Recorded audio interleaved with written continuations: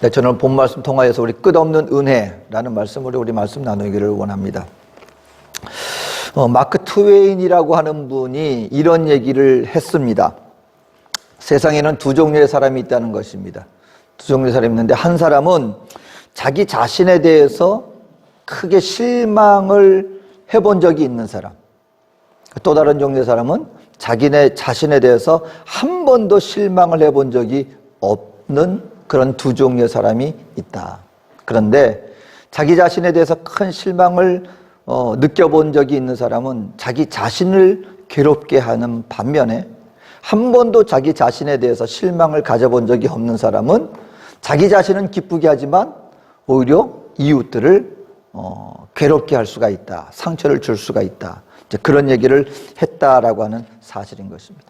여러분 어떻습니까? 혹시 여러분은 자기 자신에 대해서 나는 한 번도 이 땅 살면서 한 번도 나 자신에 대해서 야, 나는 대단한 사람이야 라는 감정만 느꼈을 뿐 자기 자신에 대해서 한 번도 실망한 적이 없다 하시는 분 혹시 계실지 모르겠습니다. 네, 부럽습니다. 네, 살다 보면은, 우리가 인생을 살다가 또 신앙생활에 나가다 보면은 어떤 순간인가 나는 왜 이럴까? 왜 나는 이렇게 했을까? 여러 가지 이유로 말미암아 자기 자신에 대해서 아마 실망을 가져본 적이 아마 한두 번은 있지 않을까 싶습니다. 근데 여러분, 우리가 신앙생활에 나갈 때요, 사실 우리를 괴롭게 하는 문제 중에 하나가 바로 이런 부분들입니다. 어떤 거냐면, 신앙생활을 오래 했어요. 그리고 나름 하나님 앞에서 은혜도 체험을 했습니다. 그래서 이제 이 정도 되면 이제 어느 정도 하나님 앞에 흠 없이, 그리고 원만하게 하나님의 기쁨 되어지는, 정말 한 번도 하나님을 실망시키지 않고, 초창기에는 좀 그럴 수 있다 쳐더라도 이제 이 정도 됐으면 나는 이제 하나님을 실망시키는 일은 나는 하지 않을 거야 라고 신앙생활에 나가고 있는데, 어느 순간인가 하나님 앞에서 여전히 실수하고 있는 그 어떤 모습, 또 아니면 여전히 해결하지 못한 채 내 마음속에 품고 있는 그 어떤 죄의 부분들, 이것들이 우리 신앙생활 가운데 해결되어지지 않고 이제 이것에서 내가 자유하게 되었어라고 여겼는데, 어느 순간인가 나도 모르게 또다시 그와 같은 삶을 반복하게 되었을 때 우리 신앙인들은요, 굉장히 혼란스러울 뿐만 아니라 자칫 잘못하면 야, 하나님 앞에서 내가 이래서야 되겠는가? 나는 안 되는 거 아니야? 하나님 앞에서 나는 더 이상 가능성이 없는 거 아니야? 라고 낙심하고 괴로워하는 마음을 가질 수도 있지 않을까 싶습니다. 근데 여러분, 오늘 본문 가운데 그렇다면 이 아브라함의 이 모습을 통하여서 저와 여러분들에게는 여전히 주님 안에서 희망이 있고 앞으로 나아갈 수 있는 가능성이 있다는 것을 한번 발견해 보았으면 좋겠습니다. 오늘 아브라함의, 여러분, 이 모습은 우리가 잘 아는 아브라함이 하나님 앞에 또 가정 속에서 굉장히 큰 실수를 저지른 그 모습을 우리에게 보여주고 있습니다. 오늘 보니까 아브라함이 그랄 땅에 거주하게 됐다는 거예요. 알다시피 우리는 아브라함은 한 곳에 정착하여 살지 않았잖아요. 양떼를 치면서 여기저기 옮겨 다니는 나그네 생활을 하고 있었는데, 이제 그랄 땅에 도착해서 이제 거기에 이제 머물게 되었습니다. 그런데 그 땅 가운데, 그랄 땅이라는 곳은 여러분, 이게 지중해 해와 더불어서 이집트와 가까운, 그러니까는 지금 이스라엘로 보자면은 남서쪽에 위치한 바로 그곳에 위치한 곳입니다. 그런데 이곳에서 아브라함이 자기 아내를 그 땅의 족장인, 그 땅의 왕이라고 할 수 있는 아비멜렉에게 자기 아내를 이렇게 빼앗기는, 바로 그와 같은 상황 속에서 벌어지는 일입니다. 여러분 보니까는 아브라함에게는요, 그 염려가 있었어요. 걱정이 있었어요. 뭐냐면 아마 그 사라가 굉장한 미인이었던 모양이에요. 그래 놓으니까 여러분, 오늘같이 아니 내 아내가 이쁘면 그게 뭐가 문제가 되는가? 근데 아브라함은 그때 당시 어떤 위험을 느끼고 있었는가? 아내가 너무 이쁘기 때문에 그 겉에 거주하는 남성들이 그 아내를 빼앗기 위해서, 차지하기 위해서 자기를 죽이면 어떡하지 하는 그런 걱정이 있었어요. 그러다 보니까 자기 아내 사라한테 그곳에 가면 당신 앞으로 나를 부를 때 남편이라고 부르지 마라. 나를 오빠라고 불러라. 나는 당신을 누이라고 할 테니까. 그렇게 시킨 것이죠. 그런데 바로 이와 같은 상황 속에서 아비멜렉이 보니까 아름다운 여인이 있다고 하는데 그 여인이 누군가? 보니까는 어느 한 남성의 아내가 아니라 같이 남편인 줄 아는 사람 보고 오빠라 그러고, 그 남편 같아 보이는 사람은 얘는 내 동생입니다, 누이 동생입니다 하니까 아 그래, 그렇다면 내 아내를 주시오 하고 그 사례를 데려간 것입니다. 근데 여러분, 오늘 이 본문의 모습이 왠지 좀 익숙해 보이지 않습니까? 아브라함이 오늘 이 모습이 첫 번째 모습이 아니라는 데 문제가 있다는 것이죠. 처음에 하나님의 말씀을 듣고 애굽이라고 하는 땅에 내려갔을 때 그 가나안 땅에 갔더니 너무 기근이 심해서 이거 여기서 못 살겠다고 애굽으로 내려갔는데 거기에서 바로 왕 앞에서 똑같이 일했었어요. 그곳에서도 혹시 자기가 아내로 말미암아 위협을 당할까 싶어서 나를 오빠라고 했다가 바로 왕이 그러면은 나에게 내 아내를 주시하고 데려갔다가 하나님 앞에 하나님이 개입해 주셔서 그 문제를 해결해 주셨습니다. 그런 적이 있었어요. 그것이 언제 일이냐? 오늘 본문에 일어났던 이 두 번째 사건과 그 첫 번째 그 거의 똑같아 보이는 이 모습이 불과 25년이라고 하는 시간 차이가 있는 것입니다. 아브라함이 처음에 하나님의 부르심을 받고 그 땅에 도착했을 25년 전에 행했던 그 똑같은 잘못을 25년이라고 하는 시간이 지난 바로 오늘 이 시간, 아브라함이 똑같은 잘못과 실수를 저지르고 있기 때문에 오늘 이것이 결코 가벼운 문제는 아니었다라고 하는 사실인 것입니다. 성도 여러분, 25년이 돼서 25년이라는 시간 동안에 아무 일이 없었는가? 그렇지 않았다는 거예요. 처음에는 아브라함이 잘 몰랐으니까, 하나님에 대해서도 잘 알지 못했으니까 어쩌면 그럴 수도 있겠지 하고 넘어갈 수가 있겠지만 25년이라고 하는 시간 동안에 아브라함은 하나님 앞에서 많은 일들을 이미 겪고, 아브라함도 하나님 앞에서 그의 신앙이 여러분 어느 정도 하나님으로 말미암아 이 정도 되면 아브라함이 참 많이 변했다, 그리고 정말 훌륭한 사람이구나 라고 하는 그런 신앙의 성숙의 과정들을 거쳤던 것이 성경에 우리에게 증거되고 있습니다. 첫 번째 보면은요, 하나님이 100살이 되어서 아직 자녀를 얻을 수가 없는데 하나님이 아브라함을 데리고 나가더니 네 후손이 이 하늘의 별과 이 사막의 모래처럼 많아질 거야 그랬을 때, 보통 사람 같았으면 나이 100살이 다 돼가는데 하나님이 그런 약속을 주셨다 하면 여러분 그거 쉽게 아멘 하고 받아들일 수 있겠습니까? 아니죠. 그런데 아브라함은 성경에 보니까 그 나이 늙어 자손을 가질 수 없음에도 불구하고 하나님이 네 자손이 이와 같이 많아서 큰 민족을 이룰 거야 했을 때 아멘 하고 그것을 믿었기 때문에 이것을 그의 의로 여겼더라라고 분명히 증거해주고 있습니다. 아브라함은요, 하나님의 그 전능하신 그 섭리와 전능하신 하나님을 믿는 믿음이 있었습니다. 어느 정도의 믿음이었습니까? 나이 100살이 되었는데도 자손을 주겠다고 하는 말씀을 믿을 정도로 아브라함은 그 믿음에 있어서 굉장히 성숙하였었다라는 것입니다. 그 자기 조카 롯과 재산 분쟁이 일어났을 때 하나님이 복을 주시니까 여러분, 물질이 없어도 문제지만 물질이 많아도 문제가 돼요. 우리가 아는 것처럼. 롯이 또 그 조카 롯과 아브라함이 하나님이 복을 주셔서 재산이 많아지는 거예요. 가축이 많아집니다. 여러분, 가축이 많았을 때 제일 필요한 것이 무엇이냐? 물입니다, 물. 근데 그 두 가축들을 함께 키우려고 하니까 그 종들 사이에서 항상 문제가 생기는 거예요. 이 물이 우리 거다. 왜 너네들 너네들 가축들만 물을 먹이려고 그러느냐. 이런 식으로 분쟁이 생기니까 우리 서로 이제 헤어지자. 여러분, 이럴 때 롯을 키운 사람이 누굽니까? 아브라함이에요. 자식 같은 존재 아닙니까? 그러면 얼마든지 아브라함은 자기 주장할 수 있었어요.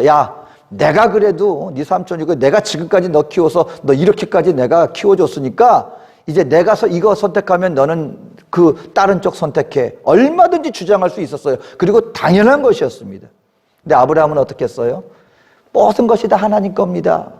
그 맡기는 의미로 롯아, 네가 좌하면 내가 우할 것이고 네가 우하면 내가 좌할게. 여러분, 자기 욕심에 묶이지 않는, 오히려 롯에게 모든 것을 선택권을 주면서 양보하는 그런 성숙한 인격의 모습을 보였던 것이 아브라함입니다. 그리고 여러분, 만약에 그 조카 롯이 나중에 자기 혼자 눈에 보기 좋은, 정말 이 조카 보면 롯도 좀 약간 양심이 없어요. 그 정도 되면 눈에 보기에 좋은 것은 여기는 삼촌이 하세요. 이게 당연한 거 아닙니까? 그때 당시에 좋아 보이는 소돔과 고모라가 지금은 멸망당했으니까 그렇지만 그때 당시로서는 낙원과 같이 굉장히 좋은 환경이 있었어요. 그러니까 자기가 거길 선택합니다, 롯이. 그리고 아브라함은 그래? 그럼 내가 다른 쪽으로 갈게. 근데 무슨 일이 벌어졌어요? 연합군들이 쳐들어와가지고 조카 롯이 포로로 잡혀갔다는 소리가 들립니다. 그러면 웬만하면 배은망덕한 것 같으니라고. 자기가 좋은 거 욕심부려 나더니 한번 고생 좀 해봐야 돼. 뭐 내가 어떻게 하겠어. 실질적으로 아브라함이 구해줄 수 있는 환경이 아니었어요. 연합군하고 자기가 그냥 집에서 기르는 용병하고 이게 상대가 됩니까? 근데 아브라함은 바로 그러한 조카 롯을 목숨 걸고 가서 구해줍니다. 성숙한 모습을 보였죠. 그리고 하나님께서 소돔과 고모라를 멸망하려고 하는 계획을 말씀해 주니까 아브라함이 아예 거기는 나하고 상관없는 것이야. 그 불신자들, 그 우상숭배와 죄에 물들어 있는 사람들 하나님 마음대로 하십시오. 이렇게 안 했어요. 자기 민족도 아닙니다. 그럼에도 불구하고 아브라함은 하나님 앞에 하나님, 그래도 그 민족 가운데 아무것도 알지 못하는 그런 무고한 사람들이 있을 수 있지 않습니까? 라고 말하면서 6번이나 거래를 하는 듯 하면서 하나님 앞에 그들을 위해서 중보하는 모습을 보였던, 여러분, 이 정도 되면, 이제 아브라함 정도 되면 하나님 앞에 흠 없이 그 25년이라는 시간 동안에 연단되어서 이 정도 모습 보였으면 이제 아브라함은 더 이상 하나님을 실망시키지 않을 거야 라는 마음을, 기대를 가져도 되지 않겠습니까? 그런데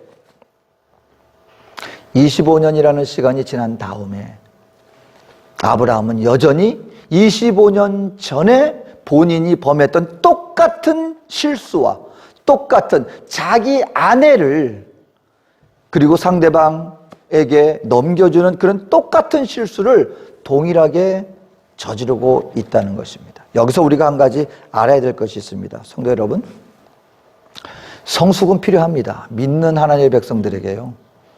신앙생활에 나가면서 내가 하나님을 올바로 믿고 있느냐 믿지 않고 있느냐, 그것 중에 하나가 여러분 변화입니다. 10년 전이나 아니면 10년이 지나고 난 다음에나 똑같이 아무것도 변화가 없고 그 마음과 중심 가운데 하나님을 향하여서 세상을 향하여 나 자신에 대해서 아무 성숙도 있지 않다면 뭔가가 잘못됐다는 것입니다.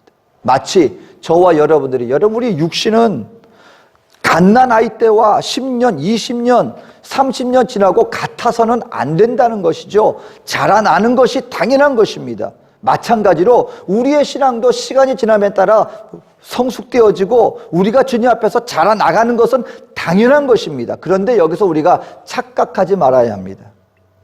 하나님 앞에 우리가 성숙은 하나님 앞에서 이뤄나가지만 그렇다고 해서 저와 여러분들이 이 땅 살아나가면서 하나님과 사람 앞에 완전한 사람이 되어진다는 것을 의미하는 것은 아니라는 것을 알아야 한다는 것입니다. 사람마다 누구나가 자기가 가지고 있는 약점이 있을 수 있어요. 나 스스로가 여전히 해결하지 못하는 그 취약점을 누구나가 가질 수 있다는 것입니다.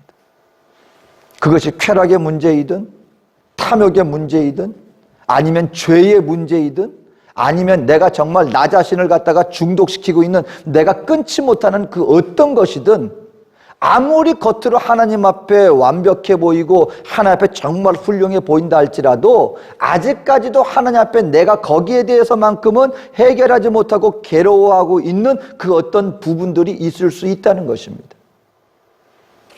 아브라함에게 있어서의 취약점은 뭐였다는 거예요? 다른 어떤 물질 부분도 뭐 그렇게 큰 영향을 주지 못했어요. 근데 아브라함에게 있어서 가장 취약점은 희한하게도 아내의 부분이었어요. 사라였어요.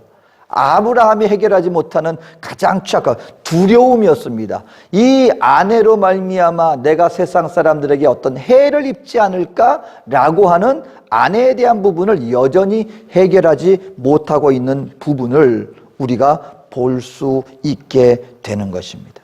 그럼 여러분, 이럴 때 우리는 어떻게 하겠습니까? 어떻게 하면 우리는 그럼에도 불구하고 지속적으로 앞으로 나아갈 수 있겠습니까? 오늘 이 아브라함의 모습을 통하여 간단하게 몇 가지를 봅니다. 여러분, 첫 번째, 우리 믿는 성도들이 시간이 지났음에도 불구하고 여전히 해결하지 못하고 넘어지고 있는 모습 속에 혹시 낙심하고 있는 분이 계신다면, 여러분, 첫 번째는 어떤 경우에도 낙심하지 말라고 성경은 말씀해 주고 있습니다. 어떤 경우에도 낙심하지 마십시오. 여러분, 예수님이 왜 십자가에 못 박혀 돌아가셨습니까? 우리 그 부분을 이해해야 합니다. 만약에 저와 여러분들이 우리 스스로 그 모든 죄의 부분을 극복하고 우리 스스로 완전해질 수 있는 길이 있었다면 예수님은 십자가를 지지 않았어도 될 수 있었다는 것입니다. 그런데 예수님이 이 땅 가운데 오셔서 십자가를 지신 그 근본적인 이유는 무엇이냐면 애당초 해결 방법이 우리들에게 있지 않았기 때문에, 다시 말하면 내가 어떤 하나님 앞에 완전한 사람이 되었기 때문에 주님이 나의 죄를 용서해 준 것이 아니라 우리가 죄인이었기 때문에 예수님께서 십자가를 지셨고 예수님의 십자가 보혈로 말미암아 그분의 공로로 우리가 죄 사함을 받은 것이지 우리 스스로에게서 그 어떤 완전함이 나타나진 것은 아니다라고 말씀을 해주고 있습니다. 그래서 주님이 우리 믿는 인생들에게 죄로부터 용서함 받는 유일한 길은 오늘 요한일서 1장 9절에 이렇게 말합니다. 만일 우리가 우리 죄를 자백하면 저는 미쁘시고 의로우사 우리 죄를 사하시며 모든 불의에서 우리를 깨끗게 하실 것이요. 여러분, 그렇기 때문에 오늘 저와 여러분들이 주님 앞에서 해야 될 일은 무엇이냐? 나는 왜 안 되지? 여전히 해결하지 못하지? 우리 스스로가 나 스스로를 바라보면서 안 된다고 좌절하고 낙심할 것이 아니라 나의 모든 것을 해결하고 내가 이길 수 있는 힘은 오직 십자가 예수님의 보혈밖에 없음을 깨달아 알고 날마다 주님 앞에 나와서 나의 죄를 자백합니다. 그러면 주님께서 그 십자가 보혈로 말미암아 우리의 모든 죄를 용서하여 주실 것이다. 다시 말하면 저와 여러분들이 주 앞에 설 수 있는 그 근거는 나 자신에게 있는 것이 아니라 우리가 어떤 상황 가운데 있다 할지라도 우리를 갖다가 끝까지 품어주시는 하나님의 그 성실하심과 미쁘심 가운데 있다는 것을 의지하며 주님 품에 안기는 마음으로 나와라. 여러분, 저와 여러분들 한번 기억하셔야 됩니다. 오늘 보니까요, 하나님께서 이 본문을 읽으면서 우리가 바라봐야 될 것은 무엇이냐면 하나님이 우리 인생들을 도대체 어떤 마음으로 어디까지 우리를 품어주시는 분이신가를 발견할 수 있어야 합니다. 여러분, 우리가 왜 살면서 우리 스스로가 이렇게 자꾸 힘든지 아십니까?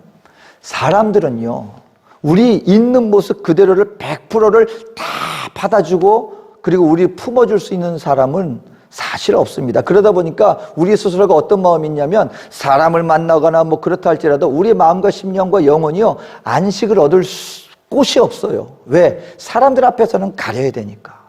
완전해 보여야 되니까. 왜? 나의 좋은 점만 보여주고 혹시라도 내가 잘못된 부분, 나의 연약한 부분, 바로 그와 같은 죄의 어떤 그런 추악한 부분, 이걸 보면은 사람들은 얼마든지 돌아설 수 있는, 바로 그것이 우리 부족한 사람들이에요. 그 사람만 그런 게 아니라 우리 스스로도 마찬가지입니다. 어떤 사람이 정말 우리가 볼 때 사람답지 못한 정말 아주 폐악한 짓을 저질렀어요. 그걸 우리가 알았습니다. 그러면 우리가 그 사람에 대해서 여러분 모든 것을 다 용서하고 있는 그들이 이전처럼 다 받아줄 수 있습니까? 아니에요. 이제 보니 이 사람 아주 몹쓸 사람이구나. 내가 상종을 말아야지. 우리 스스로도 그런 마음을 품지 않겠습니까? 그러다 보니까 우리는 어디 가서도 우리 마음을 갖다가 항상 졸이면서 어디서도 우리 마음을 놓지를 못해요. 그런데 오늘 성경을 보세요. 아브라함이 25년 전에 했던 일을 갖다 똑같이 하나님 앞에 잘못했습니다.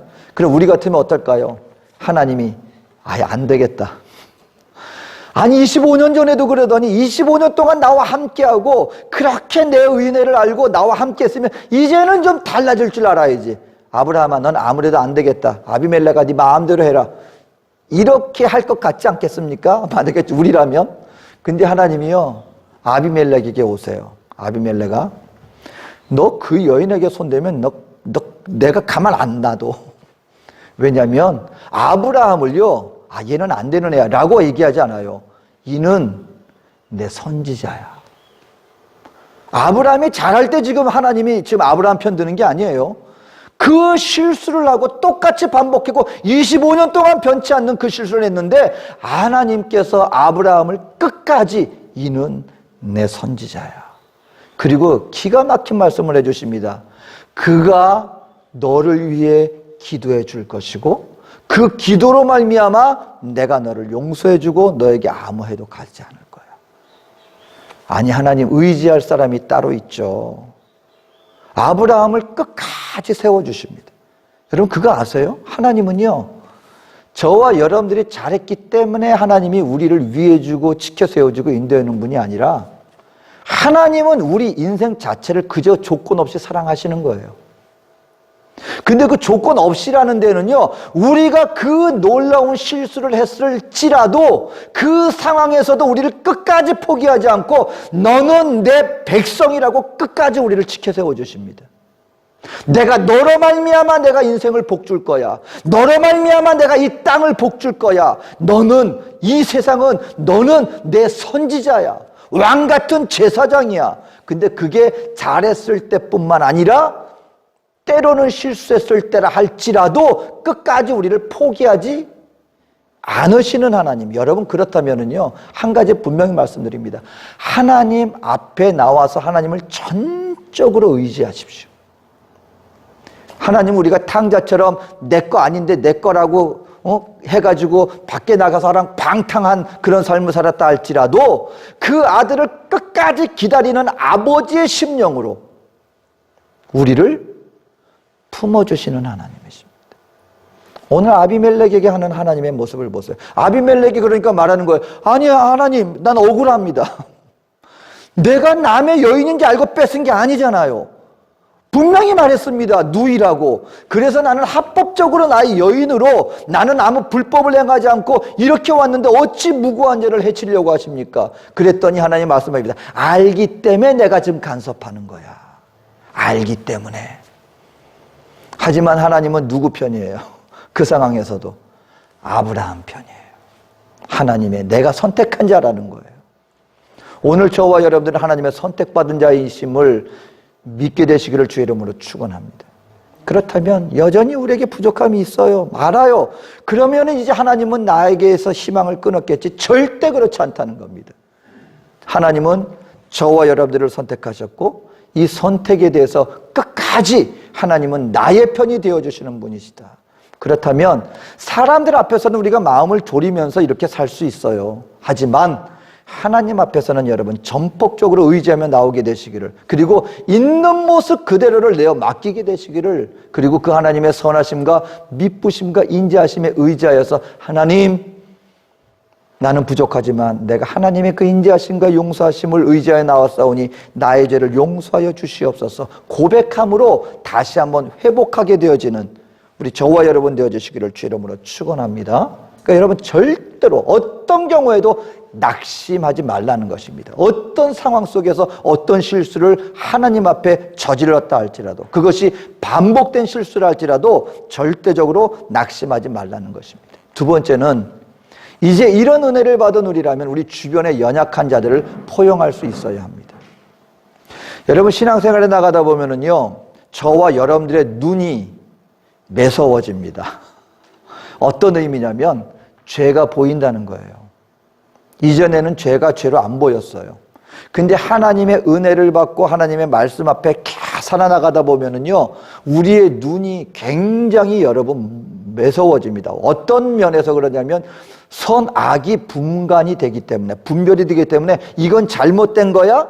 이거는 제대로 된 거야. 그런데 이때 우리 믿는 성도들이 조심해야 될 게 뭐냐면, 우리 나 자신에서뿐만 아니라 우리 모든 세상 사람 살아나가는, 특히 함께된 우리 믿는 성도 형제 자매들에 대해서 그런 부분들이 우리 눈에 보이기 시작할 것입니다. 그럴 때 믿는 성도들이 조심해야 될 것은 그러한 눈을 가지고 이웃을 판단하고 정죄하는 자리로 나갈 것이 아니라, 그럼에도 불구하고 이렇게 부족한 나도 용서함을 받았으니 우리가 죄에 대해서는 민감하게 반응을 하되 사람에 대해서는 우리가 품는 마음을 가지고 나가야 합니다. 절대적으로 여러분, 사람의 변화는요, 한번 보세요. 판단과 정죄로 한 사람이 인생이 변화됐다는 얘기 들어본 적이 있습니까? 어떤 사람이 정말 인간 같지 않았어요. 사람의 마음을 잃어버린 짐승의 마음을 가진 것처럼 아주 포악한 사람이었습니다. 나중에 그런 사람들이 돌이켰을 때 그 돌이키게 된 그 배경을 보면은요, 누군가의 헌신적인 사랑의 마음이 있었어요. 절대적으로 사람의 변화는 판단과 정죄로 그 사람이 변화되지 않습니다. 나중에 보면 결국 포용과 용납이에요. 우리가 잘 아는 옛날에 한국을 떠들썩하게 했던 김제두인가요? 아무튼 이름이 잘 기억이 안 났는데, 군대에서 자기한테 괴롭힘 당했던 상관한테 이 사람이 아주 마음에 내가 나가면 저 죽인다. 그 제대를 하자마자 자기 상관의 집에 가가지고 있는 식구들까지 다 도끼로, 어린 자녀까지 도끼로 다 죽였습니다. 근데 안타까운 사실은 뭐냐면, 저녁에 가가지고서는 그냥 막 어두컴컴한데 가가지고 이제 그 식구들이 있는 다 그냥 살인을 저질렀는데, 정작 자기를 괴롭혔던 그 상관은 얼마 전에 다른 데로 이전을 가고 새로운 사람들이었어요.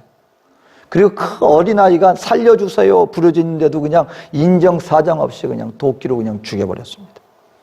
당연히 사형이죠. 나중에 복역을 하는데요, 교도관들도, 여러분 교도관들도 보통 사람들이겠습니까? 얼마나 마음이 그냥 완악하고 눈에서 그냥 악한 기가 퍼지는지, 그 교도관들도 그 앞에 가는 것도 막 두 손 두 발 손사래를 쳤다는 거예요. 그 마음이 얼마나 완악해져 있었는지. 근데 나중에 그분이 사형 선고를 받고 사형 집행이 됐습니다. 근데 어떻게 갔는지 아세요? 마지막에 자신의 유해를 다른 사람들을 위해서 기증하고, 그리고 찬송가 부르면서 단두대 올라갔습니다. 그 교수형 자리에. 왜 그렇게 됐는가? 그 교도관들조차 가까이 할 수 없었던 이 사람을 위해서 한 목사님이 매일같이 찾아갔습니다. 얼굴도 만나지 않았습니다. 만나지도 않고, 그리고 욕하면서 무슨 말 하냐면서 인생에 대해서, 사람에 대해서, 이미 자기 자신에 대해서 악으로 가득 찼는데 끊임없이 포기하지 않고 누군가가 찾아갔습니다. 그리고 결국 수많은 시도 끝에 성경책이 하나 결국 그 방 안에 들어가게 되었습니다. 어느 날인가 있다가 이 사람이 하루 종일 할 거 없잖아요. 마음 완악해졌고. 그러다가 성경책을 한 장씩 한 장씩 읽기 시작했습니다.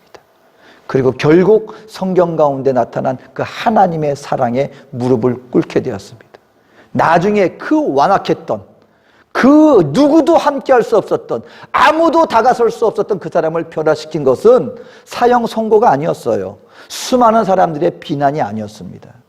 결국 포기하지 않는 그 누군가의 헌신과, 그리고 성경을 통하여 나타나진 그 사랑의 마음이 녹아들었고, 결국 그 완악했던 사람이 변화되었고 예수를 영접하게 되었고, 마지막에는 마음이 녹아들어서 마지막 가는 길을 찬양을 부르면서 하나님 앞에 용서를, 그리고 그 한 번도 하지 않았던 그 가족들한테 눈물로 회개하고 자기의 잘못을 인정하고, 그리고 하나님의 사람으로서 형장의 이슬로 사라지게 되었습니다. 여러분, 분명히 기억하십시오.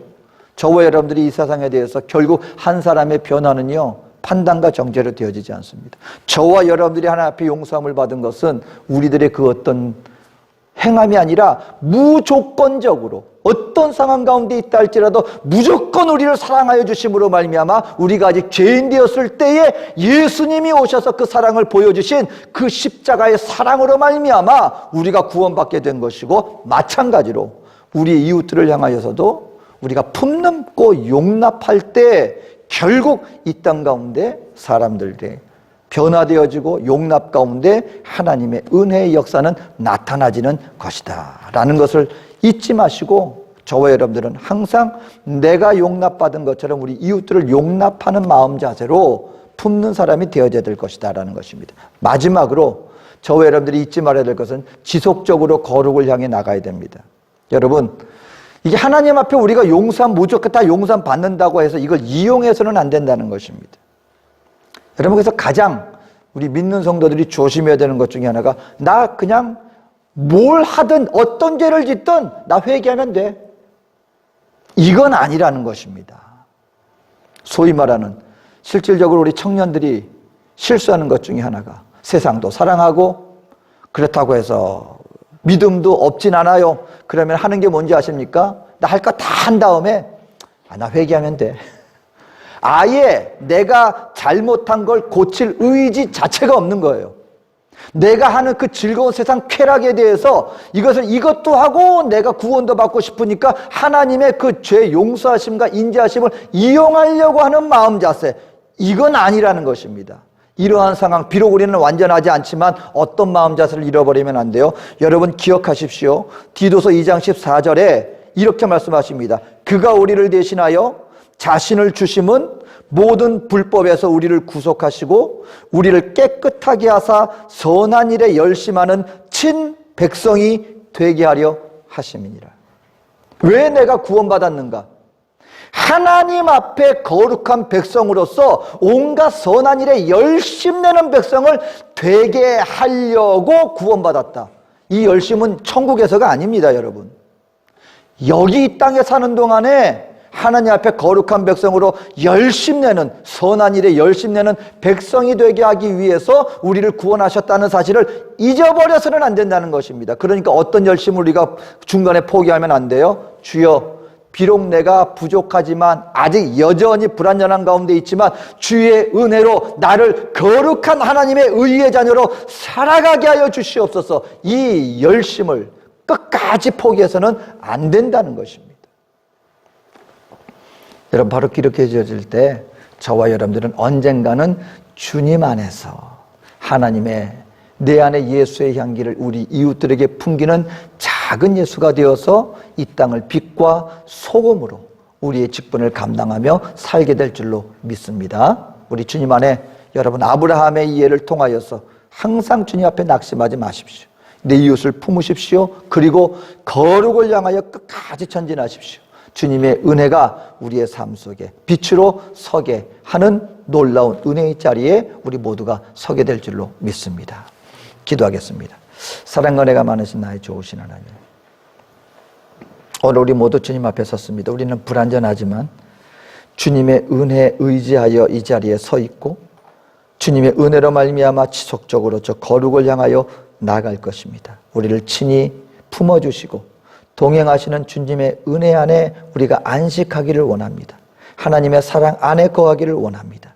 그 사랑에 감사하여 은혜로 살아갈 수 있는 우리 모두가 되게 하여 주시옵소서. 모든 것을 주님께 의탁하오며 예수님의 이름으로 기도합니다. 아멘.